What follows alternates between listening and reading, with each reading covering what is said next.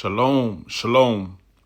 This is your boy, Mikel, the former Dominican man, back at it again, reclaiming my heritage again,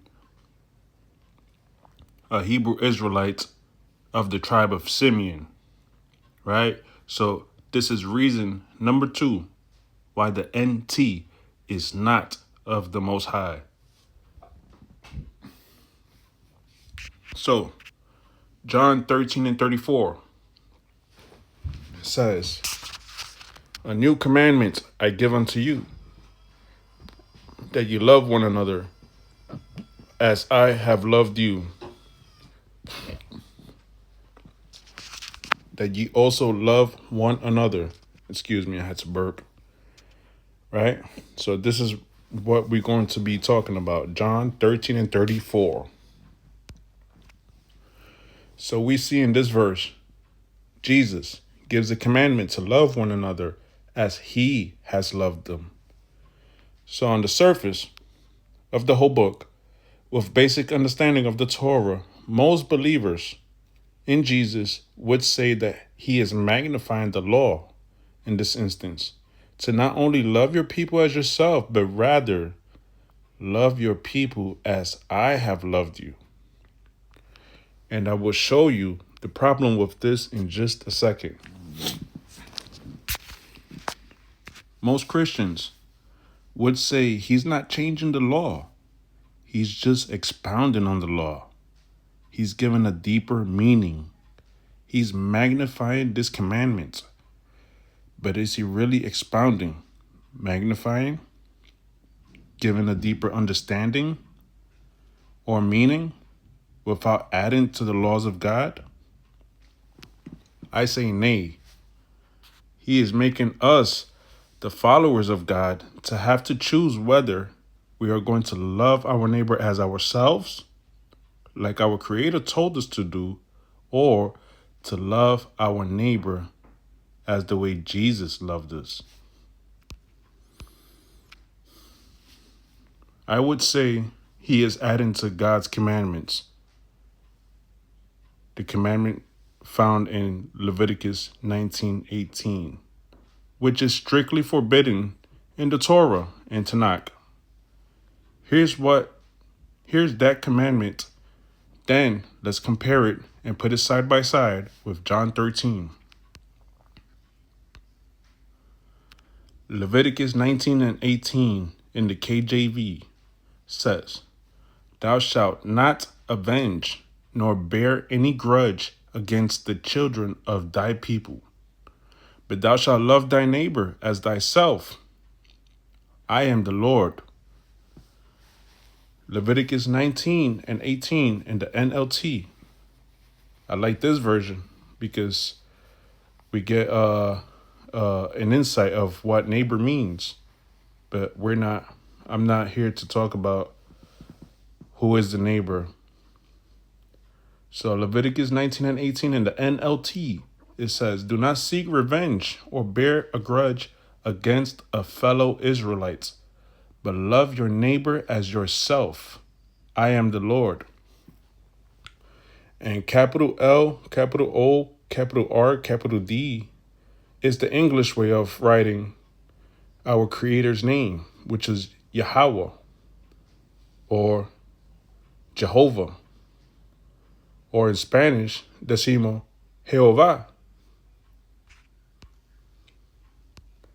So while on the surface, for the once in a while reader of the Bible, nothing seems like a big deal because they both sound the same, right? And you don't really see the minuscule change in what Jesus or the New Testament did as far as the command in Leviticus 19:18. But when we scrutinize books like the New Testament and compare it with the Old Testament, all of a sudden, every bit of detail is important because there are differences, and some very concerning differences. Let's see what the word scrutinize means. It means to examine or inspect closely and thoroughly. And the verb meaning of scrutinize means examine carefully. So when we do that, we start to see things that we didn't see before. All right? But don't panic. I am only in the defense of the Old Testament, the Hebrew Bible, in which language the children of Israel spoke. So the commandments in Leviticus 19 and 18 states that we ought to love our people as ourselves. And what this goes into is basically, however you live, while you're living, you're always trying to do better for yourself. You love yourself. You nourish yourself with good foods. You pamper yourself with ointments and lotions and take care of your hair. You take care of your teeth. You get yourself some nice clothing. You try to eat very good. And so this commandment to love our people as ourselves is the Most High God telling us the same way you like to preserve your life. Think about your neighbor, which is your fellow Israelite man or woman. Help them if they need help. Give them food if they need food. Make sure that they're all right. Stuff like that, right? But not love our people according to how someone else loved our people. That is not what Yahweh said. Let me explain why I am doing this series before I continue. I used to be a believer in Jesus for practically my whole life until I recently, like almost 3 years recent, began to investigate the history of who the so-called Black Americans, Hispanics, and Native Indigenous American Indians are. And through that journey, I not only realized that we were the actual descendants of the man Israel, I also got to reclaim my true biblical heritage, which is a Hebrew Israelite, not a so-called Dominican, which we were named after a so-called white man, a conquistador. I also got to reclaim my true biblical heritage that I and my tribe and my people of the other tribes are, which is the physical descendants of the Hebrew Israelites.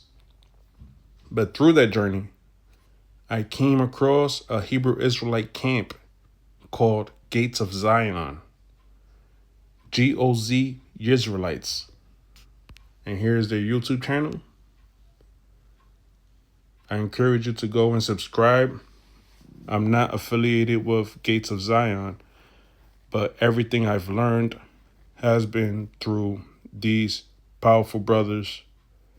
They have way more knowledge in the Torah and Tanakh and in the differences between the Old Testament and the New.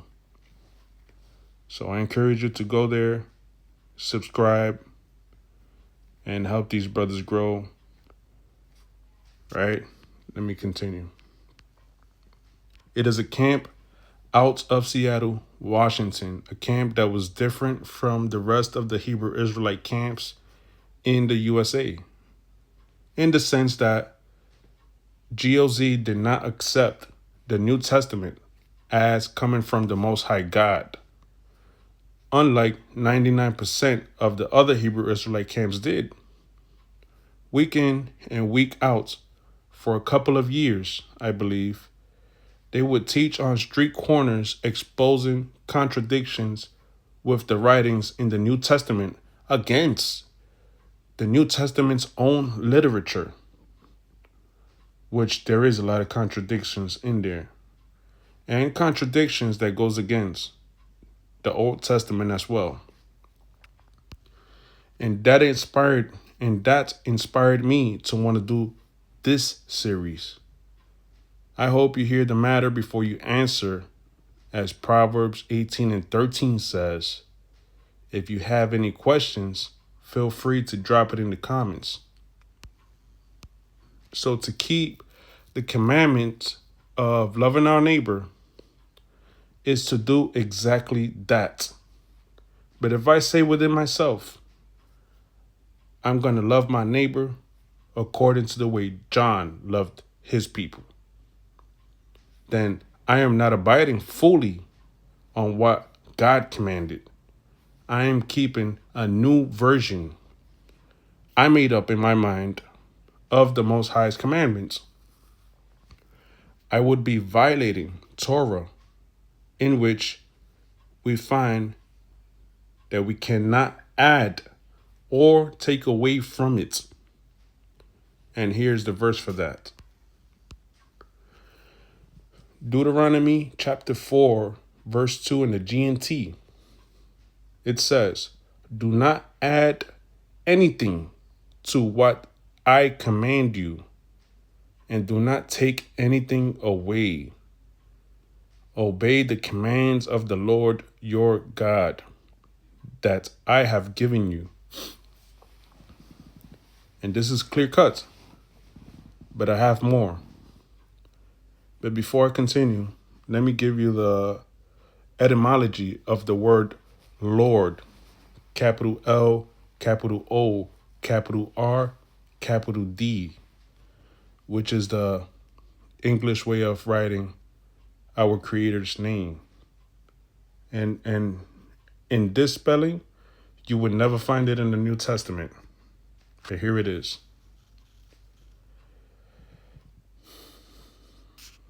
Right?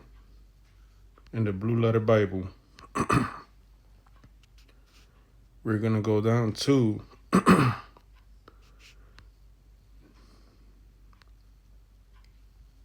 this would be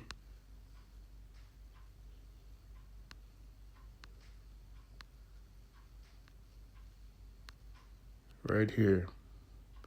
Yehovah. So let's see how it's pronounced.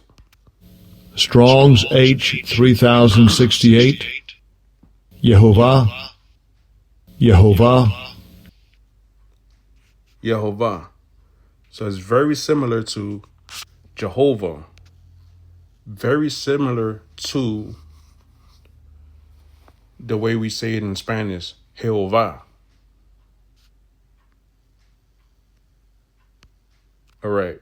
Gentile Christians and Hebrew Israelites will use a verse like in John 12:49 and 50 to justify Jesus adding to the Most High God commandments if they can't get away with the excuse that he's not really adding to the law.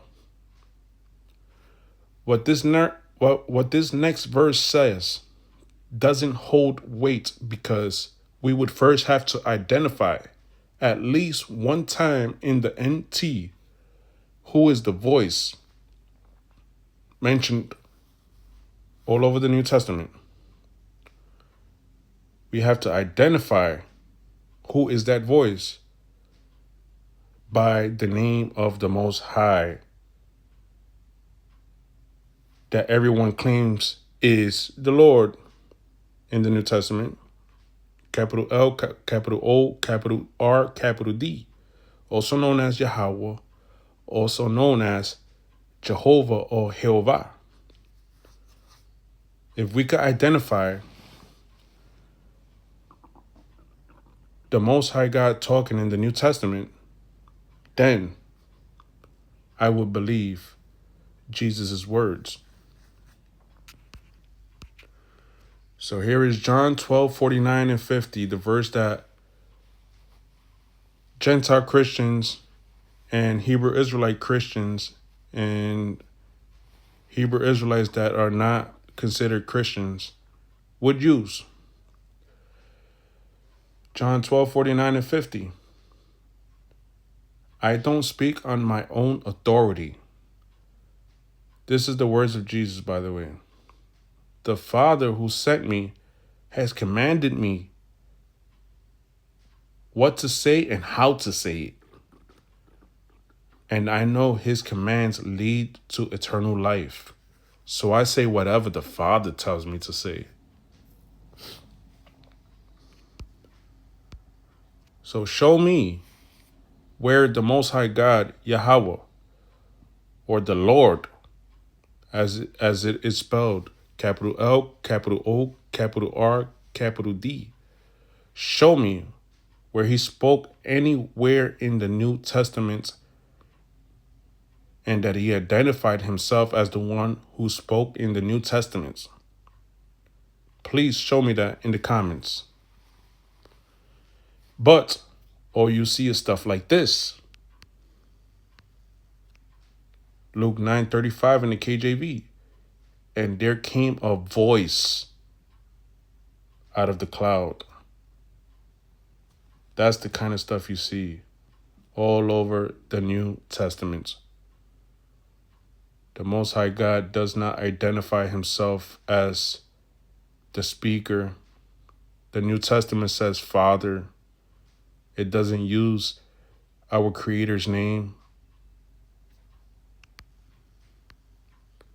A voice said is not sufficient to know who is the speaker. The Most High God identified himself at least 100 times in the Old Testament.